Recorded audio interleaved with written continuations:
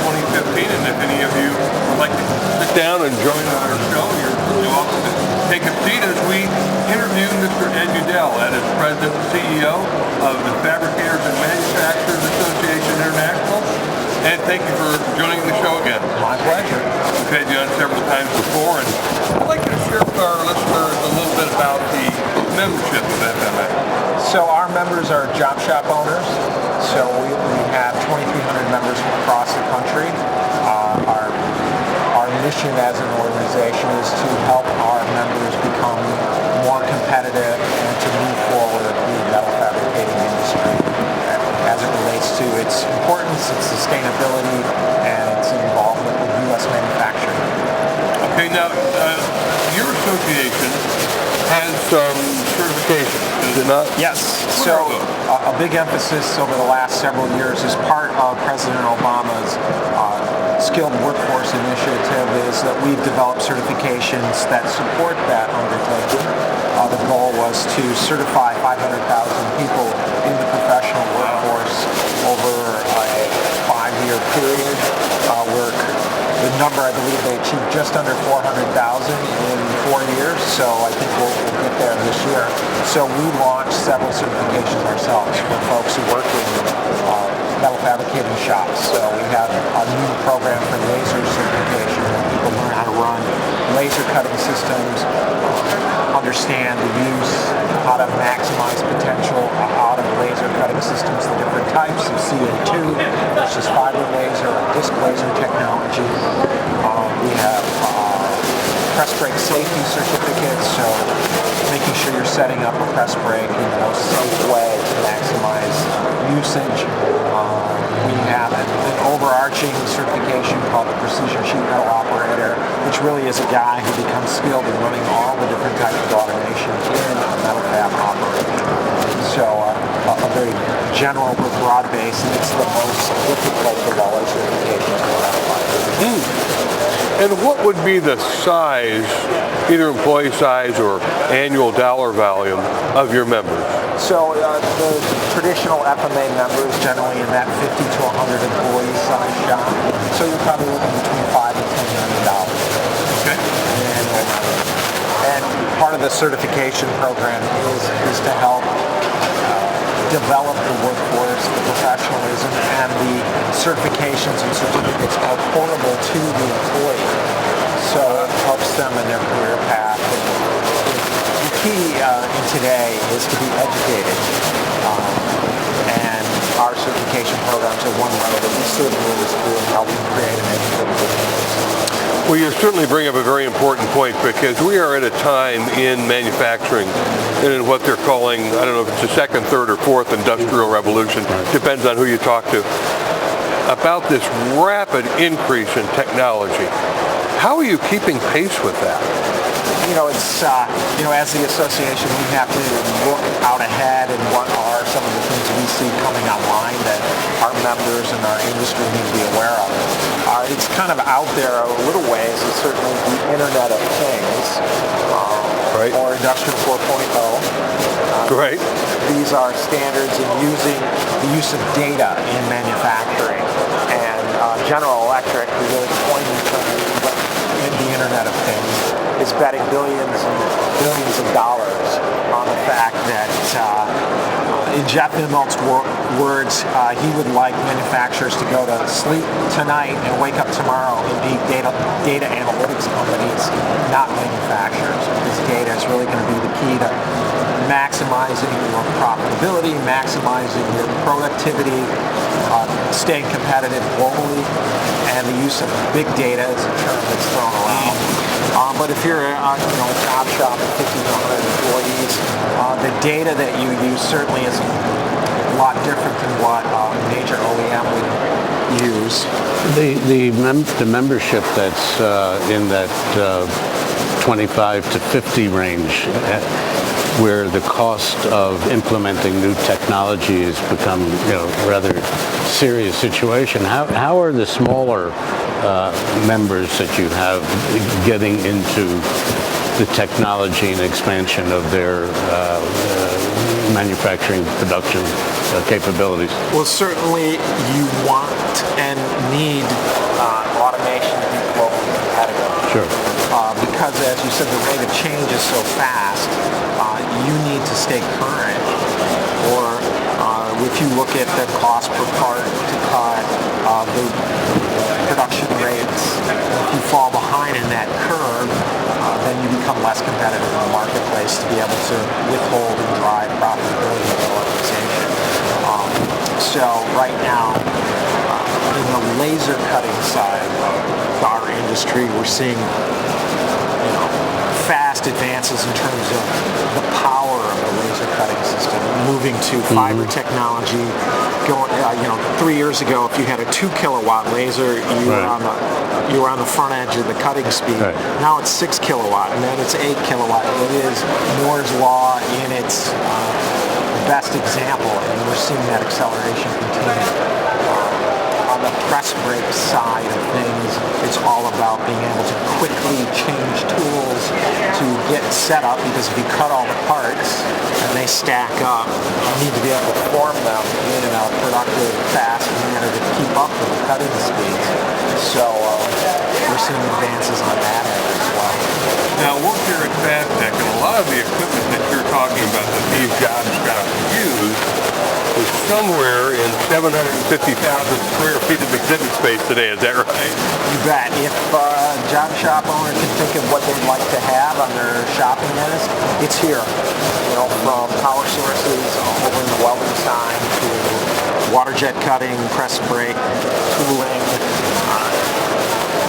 you name it. There's all kinds of labor-saving devices, automation, software, ERP software, all the things that connect you up and down the supply chain. And that's part of GE's belief in this Internet of Things, is the ability for machines to talk up and down the supply chain, so that you as a major OEM, if you're running high production rates and then there's something goes wrong, that information can be communicated down the supply chain, so workflow can be adjusted, deliveries can be adjusted, and then as that production speed is then back online at full rate, everything else in the supply chain can ramp up to then support that.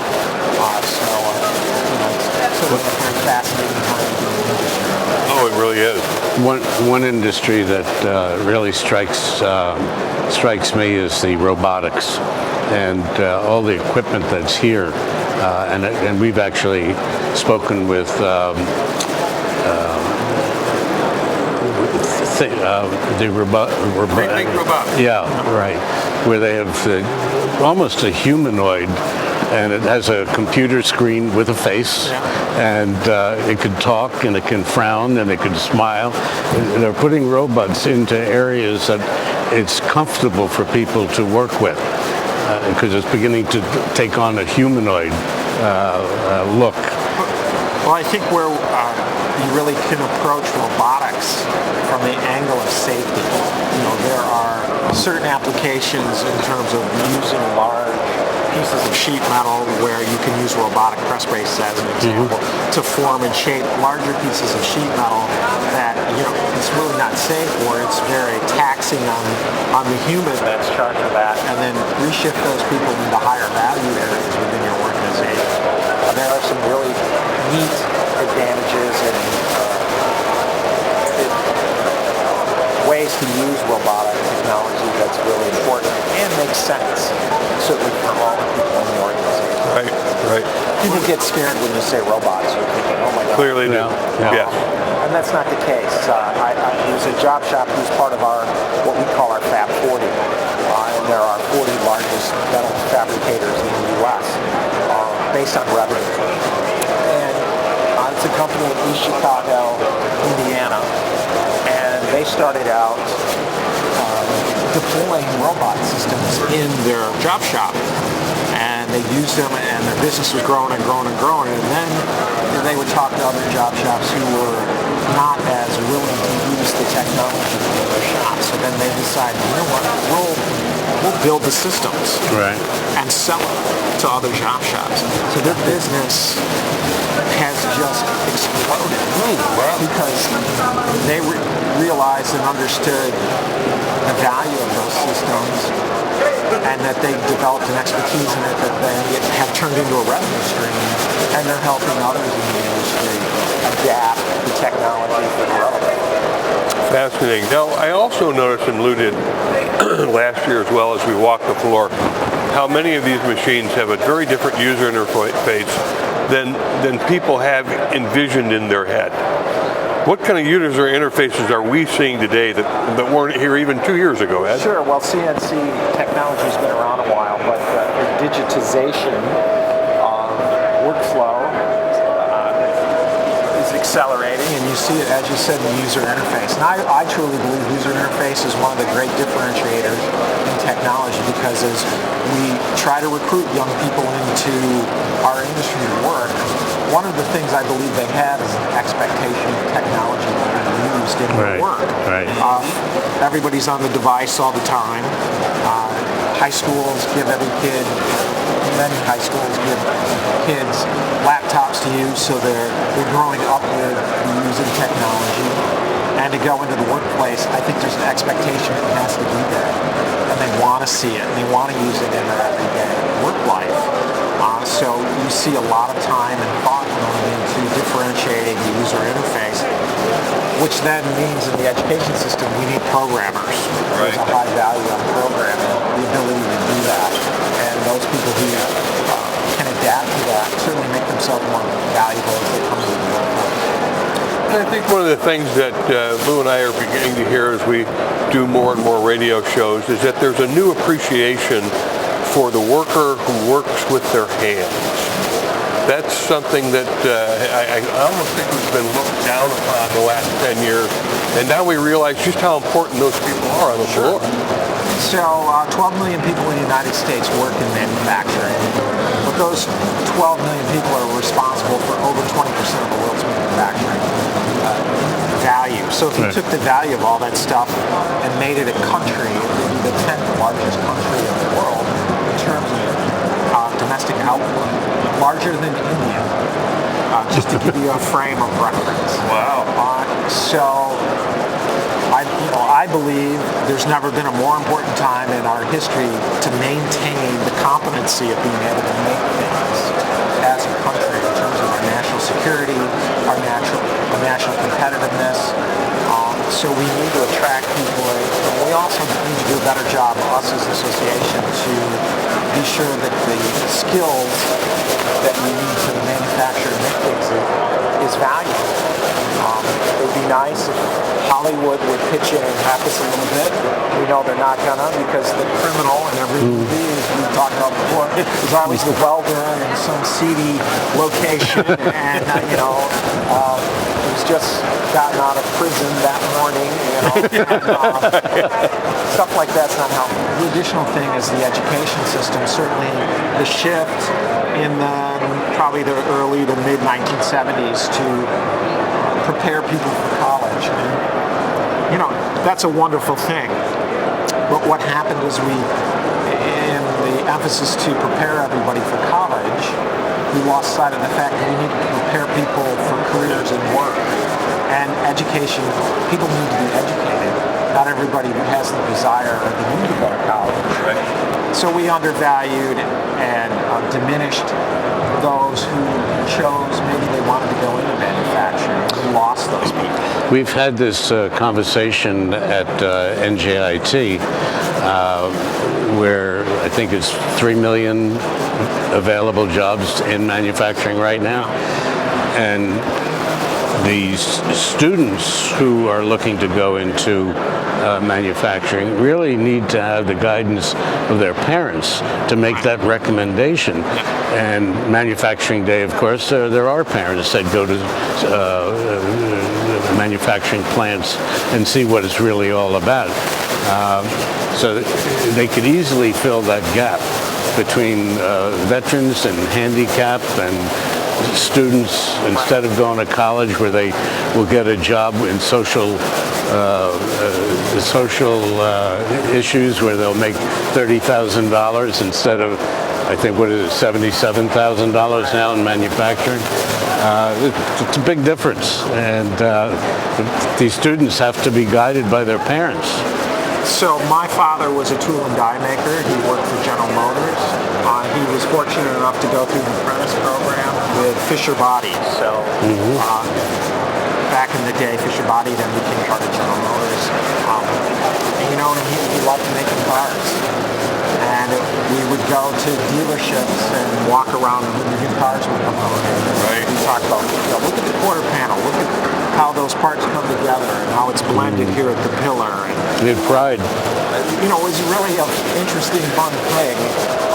The fact that he could read blueprints and then build the reverse of what was on the blueprint. And tool and die makers, as we know, is a high demand job because there just aren't people who do it anymore. But I point that out for the point of, my father, we owned a fishing boat on Lake Michigan. He drove a really cool pickup truck. He loved to hunt and he had a collection of guns. He put me through college as a first generation, and that was all because of the importance of manufacturing and the career he chose. But he went through an apprenticeship program. He was an educated person. He had a great deal of skill, and those things were valued at that time. One of the things I'm committed to doing is creating that opportunity for other people, and believing in manufacturing. And I want to see people be able to do that with their families. It's important to me, and that's why Manufacturing Day is such an incredible event. It's really come together nicely. Do you think that our government should be doing more? How long is this show? It's keep talking. So we don't like picking on Washington, but sometimes you can't help it. It's an easy target. Yeah. In terms of Washington, fundamentally, there's several things they could do.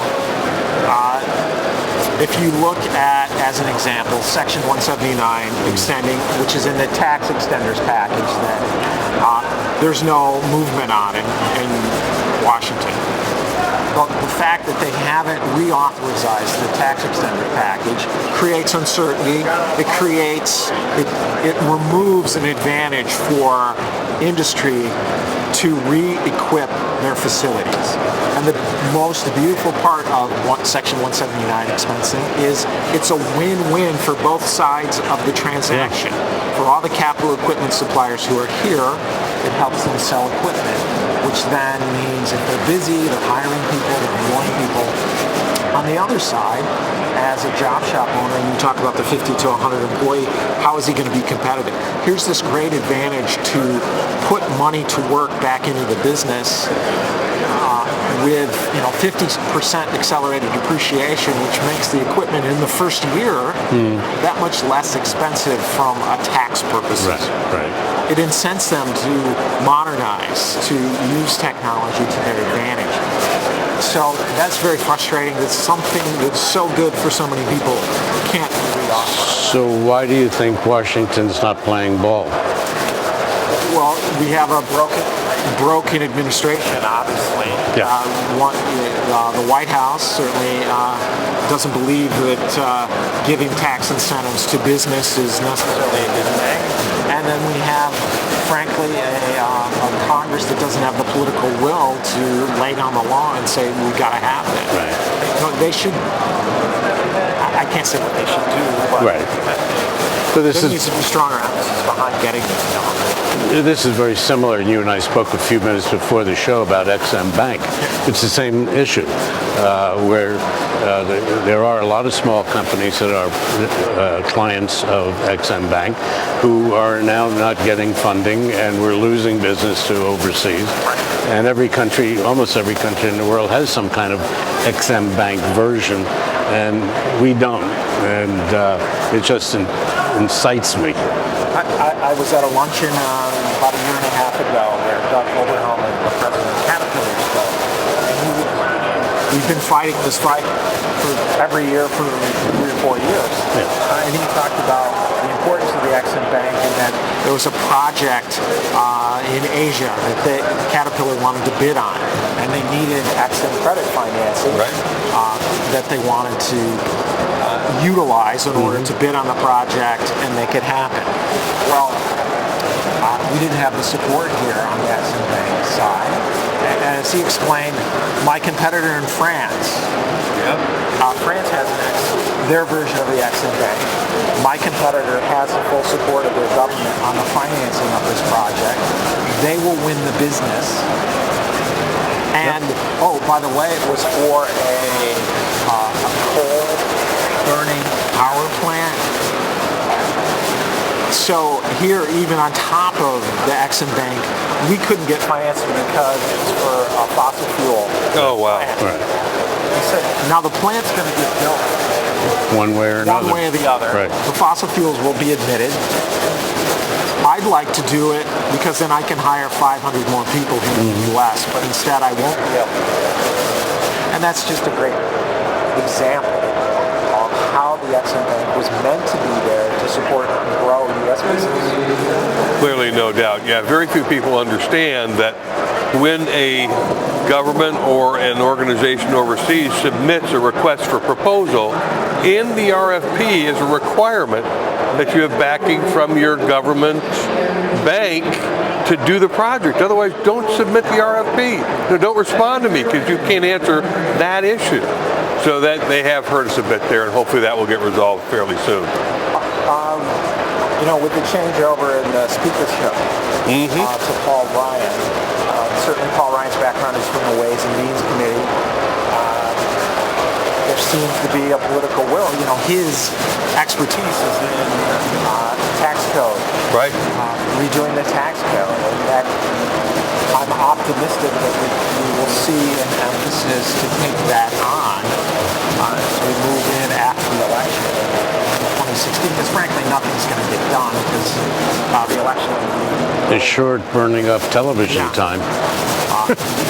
But if you look at trying to adjust tax rates here in the U.S. to make business more competitive, the opportunity is there, and you know all we can do is try to be optimistic that we can bring those rates down to the 25% range, which is still one of the highest tax rates in the industrialized world. So we're putting ourselves at another disadvantage. I noticed here at FABTECH, if I read the exhibitor list correctly, and there's something like 1,600 exhibitors. I don't even know the exact count. It's an amazing number. There are representatives from state development offices, from educational institutions. I mean, just everybody is here. Obviously a show not to be missed, but what are you hearing from, to go back to your membership, what are you hearing from your membership as it relates to education? Is it a real struggle for them to try to hook up with an educational institution in a nearby area, or is it becoming easier? Are we moving in the right direction?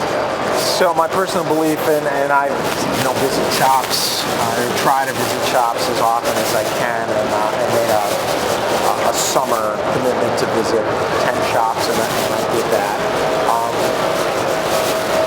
Our shops are partnering with the community college. That is the avenue. But additionally, companies like DeWeiss Manufacturing in Marne, Michigan, they've gone a step beyond that, and that they've developed their own university. So they're taking it upon themselves as, okay, we're going to recruit these people, but then we need them to be educated in manufacturing techniques that make us successful. And they have within their own facility, they have a designated classroom area. It's just DeWeiss University on it. So as a new employee in that area to come in the Grand Rapids area, if you had 3 job offers, when you walk into DeWeiss and you see DeWeiss University, what a huge advantage, because they've made a physical commitment to showing employees we're going to spend money to train you, to invest in you, to make you successful, because ultimately they understand that it makes them more profitable and successful, because people, at the end of the day, it's all about people, right? That's exactly right. Sure. Yeah, that's the real power behind anything in America. It's the people. Yep. You talk to any business owner and ask them what his strategic advantage is, and it used to be, oh, I've got a unique selling proposition, I've got a sustainable competitive advantage. Now we're talking people.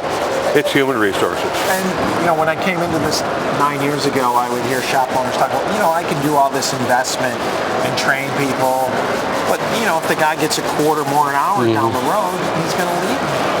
And it's such a short-sighted approach, and I hear that less and less all the time because people start to understand, maybe I'll just pay the quarter more on the front end. Right. And create the environment. I'll understand that I can't keep everybody. People, it's free will.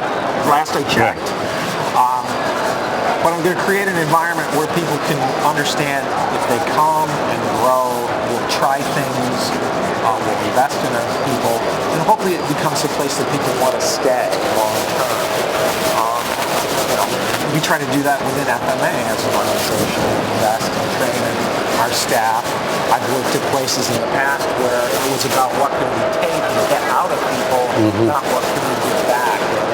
I don't want to work in that place, and I don't think people in manufacturing want to work in that place. And I think one thing we can do better as an association is talk about people who work in manufacturing in terms of manufacturing professionals. Not skilled labor, not workers, manufacturing professionals. Nobody wants to grow up to be a worker. Yes, it's very true. Right. Yeah, and as I said to Lou recently on one of our shows, nobody's trying to find the job that says skills gap filler. Exactly. So, if we can work on that, we can help ourselves raise the profile of those who work in manufacturing. Commitment I try to make, use those terms when I'm out talking to shops and to the public. Anything else you'd like to share with our listening audience as we wrap up here about FABTECH 2015, which is a terrific show?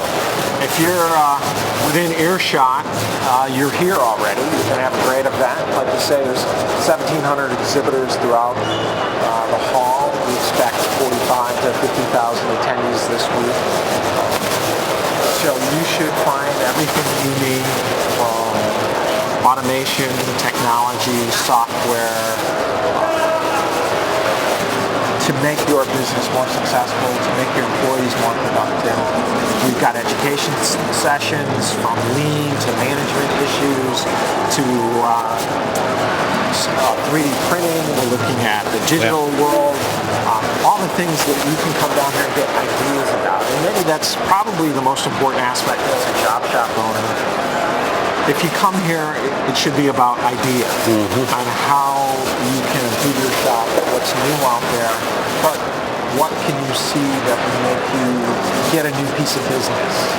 How can you grow your skills and your competencies to be more competitive? And it's here. You can find it here to help you do that. It clearly is, and we certainly invite everyone to walk the floor. Look forward to seeing 50,000 people here in the next couple of days. We've been speaking with Ed Youdell, the President and CEO of the Fabricators and Manufacturers Association International. Ed, thank you for being our guest again today on the show. My pleasure. And I'd like to personally thank you for the fact that you're wearing a yellow tie to match our getup. Thank you for being on the show. You're welcome. Thanks, Ed. Thank you.